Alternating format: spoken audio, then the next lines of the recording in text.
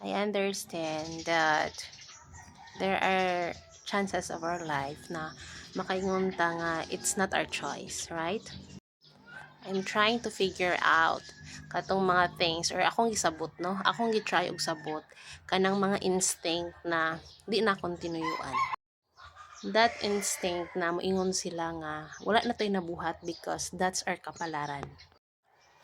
In my small kapasidad sa kong mind at the early age, I know it's not early age, 27, it's not an early age, pero the maturity level that I'm supposed to have is not, I think it's not accurately, no?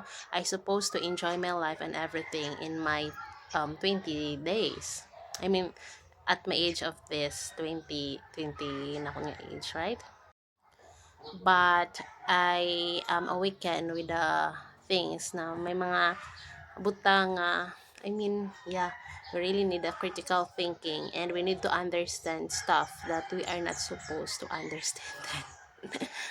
So, mauto siya, no? So, sa ko ang pagmuni-muni, I understand the thing, moingon mo nga, na ay mga butang nga, it's not your choice, but it's the kapalaran. So, in some aspect, I understand that, na siguro, no? Na ay mga instances sa ato ang mga life na di na to gina-choose pero nahitabo because that's the power of gravity, chares, not the power of gravity, it's the power of destiny.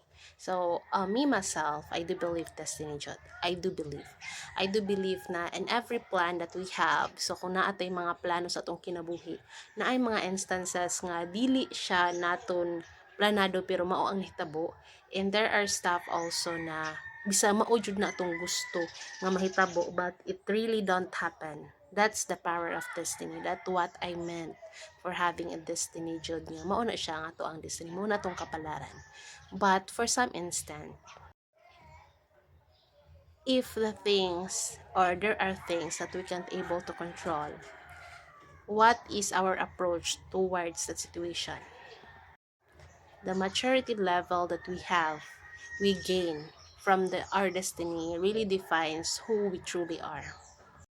Na yung mga stuff out there na makaingon ta nga, like, it's our perspective in life bitaw. Naatay like paglantaw, no? Naay atong paglantaw sa atong kaugalingon.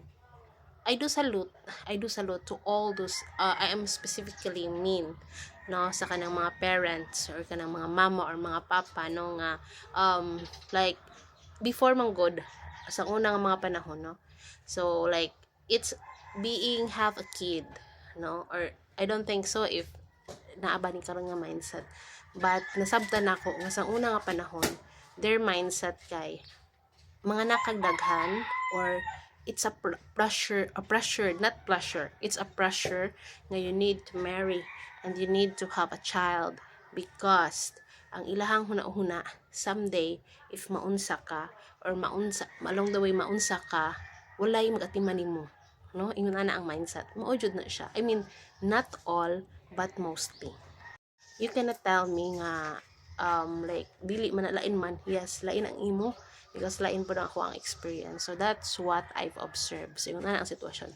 So nahitabo is what happened kay nahimo nga investment ang imuhang anak. So you are there, you are becoming a parent not because you like or not because ready na ka. It is because sa imuhang age or tungod sa imuhang mga responsibilidad nga mas scared ka nga mauni if dili ko magminyo kay one of their like sa Filipino, not all siguro, again not all, it's not, I'm not talking as general, pero most of the Filipinos thinking na for example if maminyo ka is makagawas ka sa responsibilidad.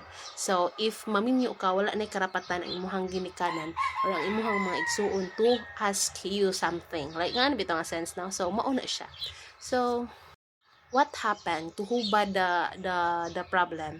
It's the problem, no? So naa na bear sa ato ang mind sa mga parents or sa ginikanan nga like I will do it to just to kanang mawala ko sa akong responsibilidad. One thing, ako ning buhaton nga mag-anak ko or magminyo ko kay para na ako investment. Sakit siya pero that's the reality. Investment siya in the sense nga you are hoping that someday they will gonna pay. If magpadako kanimo ikakuan makasuspose, so they will gonna pay back. That's investment. Yung ana siya mo give kag money or muhatag ka og effort that you are like thinking that someday it will return back na akay profit along that, like yung ana. And also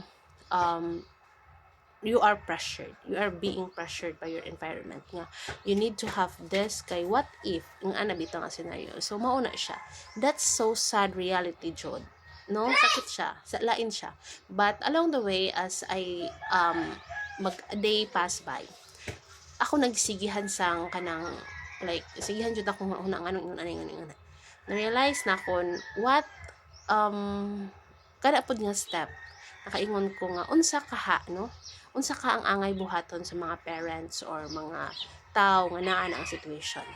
There it comes ang atong mga approaches sa life, no? So ako nga pagkatao personally, daghan ko mga trials, like bullying. I've been bullied sa kong now, no?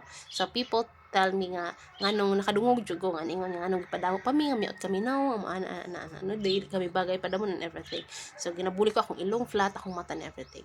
But it did not, no? It was not define who I am today, no? So my confidence bear me na I'm beautiful even if you're not look at me that I'm beautiful, but I'm still beautiful in my own way. I know that I am. So and no one can drag me down by that, like that. So what I mean, it's how you control your mind. It's how you see things. If kanimang good, if naamang good sa mga tao nga dili sila maka-express, dili sila makapahungaw sa ilahang gibati or dili sila verbally, but ginaput in nila, which is ang mga tao sa ilang palibot, they've tried to guess, no? But we are not a mind guesser. We are not good at that. So we supposed to speak. And sakit lang po dyan sometimes because if we speak, masakitan sila, kita nang sayop. Yung nabito kasi na yung lisod, as in lisod jud. So I'm here talking as a person, no? So if you are a person nga naa ka na nga scenario like you are a victim, I salute to them, no?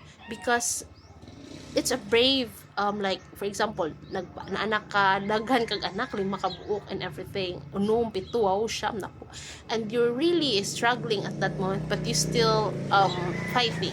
That's a brave thing. But in approach in life, stop kay ilabi na sa pagkasara na life is changing, the world is changing, there are lots of things na lahi sang una sa pagkakaroon. So please stop your mindset na mag-ingon anak ka or try to evolve. So if naa kay mga things nga gusto ingon, express it, say it, no? So if I know nga naamoy mga like kung kamo mga person nga kadto yung ato kay bo ko nga naamoy daghang gipanaguan inside, and like dili na karon natong panahon nga aton pa idibdib, no? Kung unsa ang atong naa sa atong lugar, express, tell them para makahibaw ta kung unsaon nato, and don't be hurt kung makadungog pud ka og mga bad things, because that's how you will learn. Acceptance is the key. So here's the thing, acceptance is the key. We will always remember na if how brilliant we are, if mas dako ta og edad, or we are in the parenting thing na like kita na mama na tahan everything, we must accept the reality that I know dili sakto, it's not appropriate na ang anak is musabat or mo tell og mga butang sa inahan, because that's not the right thing. But the communication is really important. How you can able to meet halfway if you don't understand each other because you are not expressing something. It's really hard to guess your mind. It's really hard to guess your feelings. Everything is just so sad. And I hope everyone can able to find courage, can able to accept the reality that this is my life and I own my life, and no one should I blame what happened to my life because it's my choice. And I am about to think what should the things or what is the approach I should do in my life to be a better one. So I think that would be all for today. Thank you. Bye bye.